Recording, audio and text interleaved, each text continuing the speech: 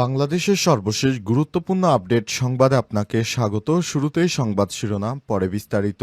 প্রথমেই জানাবো, সীতাকুণ্ডে কোরবানির গরুবাহী ট্রাক ছিনতাই। চট্টগ্রাম মহাসড়কে থেকে ট্রাক ভর্তি কোরবানির গরু লুটপাট করে নিয়ে গেছে। আজ গভীর রাতে চট্টগ্রামের গরু ব্যবসায়ী মাহফুজ আলম ট্রাকে করে ১২টি গরু কোরবানির পশুরহাটে বিক্রির উদ্দেশ্যে চট্টগ্রাম সিডিএ মার্কেট নিয়ে যাচ্ছিল। গাড়িটি ঢাকা চট্টগ্রাম মহাসড়কে সোনাইছড়ি বগুলা বাজার থেকে পৌঁছালে ডাকাতরা ট্রাকটি আটক করে গরুগুলো লুটপাট করে নিয়ে যায়। লুট হওয়া এই গরুগুলোর আনুমানিক বাজার মূল্য ২০ লক্ষ টাকা। এই ঘটনায় ভুক্তভোগী ব্যবসায়ী মাহফুজ সীতাকুণ্ড থানায় একটি অভিযোগ দায়ের করেছেন। পুলিশ অভিযান চালিয়ে আজ ২৬শে মে ভাটিয়ারী ইউনিয়নের বিএসবিএ হাসপাতাল সংলগ্ন রেল লাইনের পাশ থেকে গরুগুলো উদ্ধার করে। এই ঘটনায় জড়িত আন্তজেলা ডাকাত দলের সদস্য তানজির হোসেন আমিন ৩৬ নামে একজনকে পুলিশ গ্রেপ্তার করেছে। জানাবো, ইসরায়েলের উপর নিষেধাজ্ঞা দিতে ব্রিটিশ প্রধানমন্ত্রীর কাছে ৮০০ বিচারক ও আইনজীবীর চিঠি। এবার ধরা খাচ্ছে নেতানিয়াহু। ফিলিস্তিনের গাজা উপত্যকায় গণহত্যা চালানোর দায়ে দখলদার ইসরায়েলের সরকার ও মন্ত্রীদের উপর নিষেধাজ্ঞা দিতে যুক্তরাজ্যের প্রধানমন্ত্রী কেয়ার স্টারমারের কাছে চিঠি দিয়েছে দেশটির ৮০০-র বেশি আইনজীবী, শিক্ষক ও সাবেক বিচারপতি। এরপর জানাবো, গাজার স্কুলে ইসরায়েলি বাহিনীর ব্যাপক হামলা, নিহত ১৯। ফিলিস্তিনের অবরুদ্ধ গাজা ভূখণ্ডে একটি স্কুলে হামলা চালিয়েছে দখলদার ইসরায়েল। এতে ১৯ জন নিরীহ মানুষ নিহত হয়েছে। হামলার শিকার স্কুলটি একটি আশ্রয় কেন্দ্র হিসেবে ব্যবহৃত হচ্ছিল। সেখানে বহু মানুষ আশ্রয় নিয়েছিল। নিহতদের মধ্যে ২ জন রেড ক্রস কর্মী এবং এক সাংবাদিকও রয়েছে। এদিকে ভারতের আসামে বাংলাদেশি খোঁজার নামে মুসলিমদের হেনস্থা করা হচ্ছে। আসামে বাংলাদেশিদের বিরুদ্ধে পুলিশি অভিযান ক্রমাগত তীব্র থেকে তীব্রতর হচ্ছে। বিভিন্ন ফরেনার্স ট্রাইব্যুনালে বিদেশি ঘোষিত ১৫০ থেকে ২০০ জনকে ইতিমধ্যেই মাটিয়ার ডিটেনশন ক্যাম্পে পাঠানো হয়েছে। সেখানে মুসলিমদেরকে বাংলাদেশি বলে হেনস্থা করে তারপর তাদেরকে নির্যাতন করা হচ্ছে। জানাবো, পাকিস্তানের বেলুচিস্তানে স্ত্রী ও সন্তানের সামনে সাংবাদিককে গুলি করে হত্যা। স্ত্রী ও সন্তানের সামনে পাকিস্তানের বিশিষ্ট সাংবাদিক আব্দুল লতিফ বালুচকে নৃশংসভাবে হত্যা করেছে দুষ্কৃতকারীরা। আজ বালুচিস্তান প্রদেশে আওয়ারান জেলার মাস্কে এলাকায় অজ্ঞাত এক সন্ত্রাসীর হাতে গুলিবিদ্ধ হয়েছেন তিনি। প্রিয় দর্শক, এতক্ষণ শুনছিলেন সংবাদ শিরোনাম, এবারে বিস্তারিত। তবে তার আগে বন্ধুরা, অনুরোধ থাকবে এই সংবাদটিতে একটি লাইক দিন।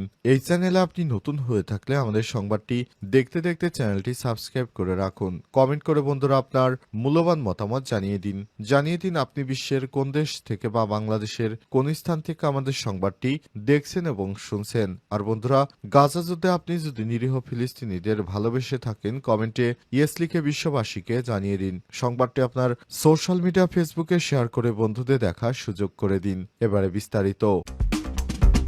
ইসরায়েলের উপর নিষেধাজ্ঞা দিতে ব্রিটিশ প্রধানমন্ত্রীর কাছে ৮০০ বিচারক ও আইনজীবীর চিঠি। ফিলিস্তিনের গাজা উপত্যকায় গণহত্যা চালানোর দায়ে ইসরায়েল সরকার ও মন্ত্রীদের উপর নিষেধাজ্ঞা দিতে যুক্তরাষ্ট্রের প্রধানমন্ত্রী কেয়ার স্টারমারের কাছে চিঠি দিয়েছে দেশটির ৮০০-র বেশি আইনজীবী, শিক্ষক ও সাবেক বিচারপতি। চিঠিতে ইসরায়েলের সংগঠিত আন্তর্জাতিক আইনে গুরুতর লঙ্ঘন বন্ধে দৃঢ় কার্যকর পদক্ষেপ গ্রহণের অনুরোধ করা হয়েছে। এই খোলা চিঠিতে বলা হয়েছে, গাজায় গণহত্যা চালানো হচ্ছে, যেখানে গণহত্যার একটি গুরুতর ঝুঁকি বিদ্যমান। গাজায় যুদ্ধ অপরাধ, মানবতার বিরুদ্ধে অপরাধ এবং আন্তর্জাতিক মানবিক আইনের গুরুতর লঙ্ঘনের ঘটনা ঘটছে। প্রধানমন্ত্রী স্টারমারকে বিষয়ে দ্রুত ব্যবস্থা নেওয়ার অনুরোধ জানানো হয়েছে। চিঠিতে ইসরায়েলের অর্থমন্ত্রী বেজালেল স্মিট্রিসের সাম্প্রতিক মন্তব্য তুলে ধরা হয়। তিনি বলেছিলেন, গাজা উপত্যকার সব ভূখণ্ডে নিয়ন্ত্রণ নিতে চায় ইসরায়েল। হামাস নিশ্চিহ্ন না হওয়া পর্যন্ত গাজা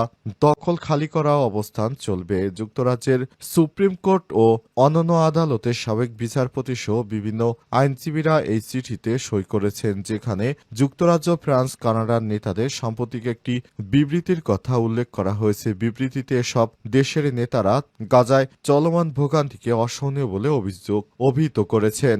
দখলদার ইসরায়েলের বিরুদ্ধে এবার পশ্চিমারা উঠে পড়ে লেগেছে। আর বাঁচতে পারবে না নেতানিয়াহু, কারণ নেতানিয়াহুকে কোনো কোনোভাবেই আর ছাড় দিবে না পশ্চিমারা। এতদিন ধরে যারা মদদ দিয়ে নেতানিয়াহুকে কাঁধের উপর তুলেছিল, এবার তারাই নেতানিয়াহুকে কাঁধ থেকে ফেলে দিচ্ছে। এতে নেতানিয়াহুর বর্তমান অবস্থা খুব খারাপ পর্যায়ে চলে এসেছে।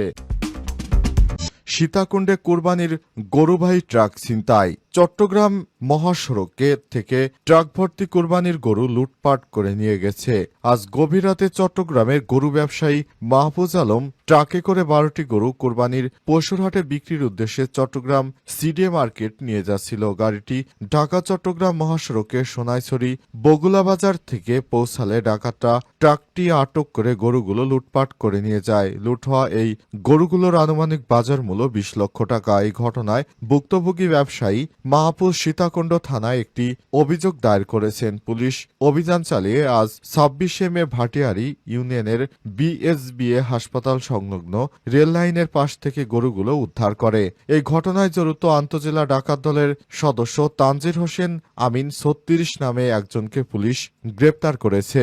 সীতাকুণ্ড মডেল থানার ভারপ্রাপ্ত কর্মকর্তা ওসি মুজিবুর রহমান বলেন, ট্রাক ভর্তি কুরবানির গরু লুটের ঘটনায় পুলিশ অভিযান চালিয়ে ১২টি গরু উদ্ধার করেছে এবং লুটের ঘটনায় জড়িত আন্তজেলা ডাকাত দলের একজন সদস্য গ্রেপ্তার হয়েছে। তাকে চট্টগ্রামের জেলহাজতে পাঠানো হচ্ছে। তবে বাংলাদেশে যেন ভবিষ্যতে এই ধরনের কোনো কর্মকাণ্ড না ঘটে সেজন্য অবশ্যই সজাগ রয়েছে আইন শৃঙ্খলা রক্ষাকারী বাহিনীর সদস্যরা। জানিয়েছে পুলিশের সদস্যরা আগের থেকে অনেক বেশি তৎপর। তারা অনেকভাবে অভিযান চালাতে শুরু করেছে যাতে করে দেশে কোনো দুষ্কৃতকারী আর এই ধরনের কর্মকাণ্ড পরিচালনা করতে না পারে।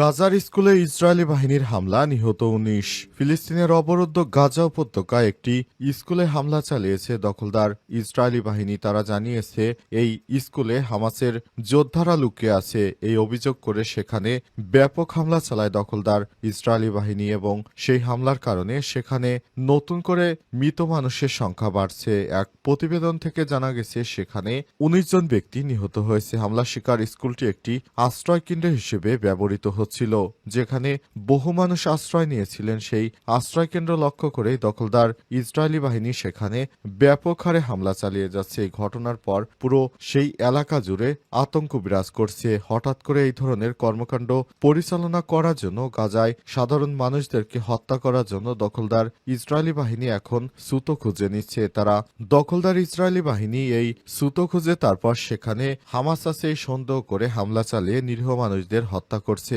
তাদের একটাই উদ্দেশ্য, সেটি হচ্ছে সেখান থেকে সব নিরীহ মানুষদেরকে বের করে দেওয়া, অর্থাৎ গাজায় যেন কোনো মুসলিম আর থাকতে না পারে। তাদেরকে পৃথিবীর অন্য কোনো দেশে পুনর্বাসনের চেষ্টা করা হচ্ছে এবং যাদেরকে পাচ্ছে তাদেরকে হত্যা করে ফেলা হচ্ছে। দখলদার ইসরায়েলের প্রধানমন্ত্রীর যে বড় স্বপ্ন সেটি হচ্ছে তিনি চান যে পৃথিবীর বুকে একমাত্র বড় ইহুদি রাষ্ট্র প্রতিষ্ঠা করতে, আর এই ইহুদি রাষ্ট্র তিনি বেনজাম